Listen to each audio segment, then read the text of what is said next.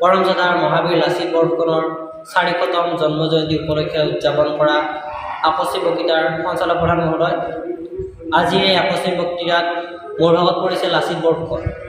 মই লাচিত বৰফুকনৰ বিষয়ে দুআষাৰ ক'বলৈ ওলাইছোঁ, ভুল হ'লে মাৰ্জনা কৰিব। অসম বুৰঞ্জীৰ পাত লুটিয়াই চালে অপৰাজয় ব্যক্তিত্বৰ অধিকাৰী অসমৰ শ্ৰেষ্ঠ জাতীয় বীৰজনেই হৈছে লাচিত বৰফুকন, যাৰ পৰাক্ৰমৰ বাবে আজি অসমীয়া জাতিক বিশ্বই চিনি পায়। আৰু এই মহাবীৰ লাচিত বৰফুকনৰ প্ৰবল পৰাক্ৰমে আজিও অসমীয়া জাতিৰ শৌৰ্য বীৰ্যৰ কথা সোঁৱৰাই থাকে। এই অসমৰ শ্ৰেষ্ঠ জাতীয় বীৰ লাচিত বৰফুকনৰ জন্ম হৈছিল 1622 খ্ৰীষ্টাব্দৰ 24 নৱেম্বৰত গড়গাঁৱত। 600 বছৰীয়া ইতিহাস বিজড়িত আহোমসকলৰ এটি বিখ্যাত লুকুৰাখন ফৈদৰ লানফিমা বংশ। এই মহাবীৰ লাচিত বৰফুকনৰ পিতৃৰ নাম আছিল শুকুতি ওৰফে মোমাই তামুলী বৰবৰুৱা আৰু মাতৃৰ নাম আছিল নাগেশ্বৰী আইদেউ। অসম বুৰঞ্জীত উল্লেখযোগ্য যে 7 ৰাজ মাৰি 1 ৰাজ কৰা চাওলুং চুকাফাৰ লগত অসমলৈ আহিছিল এই মহাবীৰ লাচিত বৰফুকনৰ পূৰ্বপুৰুষসকল। লাচিত বৰফুকন সৰুৰে পৰাই নিৰ্ভীক, স্পষ্টবাদী, সাহসী আদি গুণৰ অধিকাৰী আছিল। এই মহাবীৰ লাচিত বৰফুকন আহোমৰ প্ৰধান সেনাপতি আছিল, কিন্তু তেওঁ এই সেনাপতি পদত একেদিনতে অধিষ্ঠিত হোৱা নাছিল।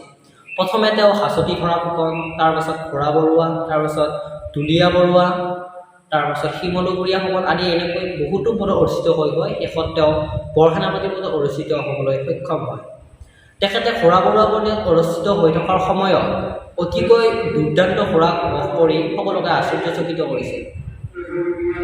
এতিয়া সময় 1662 খ্ৰীষ্টাব্দ। মোগল সম্ৰাট ঔৰংগজেবে মোগল সেনাপতি মীৰ জুমলাৰ নেতৃত্বত এক বিশাল মোগল সৈন্য বাহিনী অসম আক্ৰমণ কৰিবলৈ পঠায়। মোগলৰ এই বিশাল সৈন্য বাহিনীয়ে আহোমৰ ৰাজধানী গড়গাঁও দখল কৰে। তেতিয়া আহোমৰ স্বৰ্গদেউ আছিল স্বৰ্গদেউ জয়ধ্বজ সিংহ। স্বৰ্গদেউ জয়ধ্বজ সিংহই আহোম ৰাজ্যৰ পূৰ্বৰ স্বাধীনতা ঘূৰাই আনিবলৈ অশেষ চেষ্টা কৰে যদিও তেখেত বিফল হয়, আৰু এই বিফলতাৰ কাৰণে তেখেতৰ দুখত কাতৰ হৈ পৰে আৰু ইয়াৰ ফলতে তেখেতৰ মৃত্যু হয়। এইবাৰ আহোম সাম্ৰাজ্যৰ পৰম্পৰা ৰক্ষা কৰি ৰাজপাটত বহে স্বৰ্গদেউ চুকুংমুং ওৰফে চক্ৰধ্বজ সিংহ। তেখেত আছিল স্বাধীনচিতীয়া মনোভাৱৰ ব্যক্তি। তেখেত ৰাজপাটত বহিয়েই মোগলক অসমৰ পৰা খেদিবলৈ উঠি পৰি লাগে আৰু সেনাপতি পাতিলে লাচিত বৰফুকন।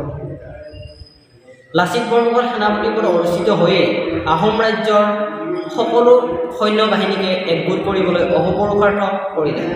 এইবাৰ সময় আহিল 1671 খ্ৰীষ্টাব্দ। আৰম্ভ হ'ল ইতিহাস প্ৰসিদ্ধ শৰাইঘাটৰ ৰণ।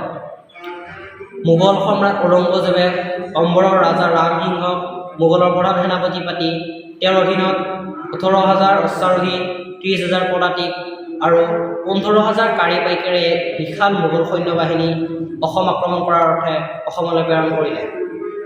আৰম্ভ হ'ল শৰাইঘাটৰ ৰণ। এই ৰণত মোগলৰ শোচনীয় পৰাজয় ঘটে।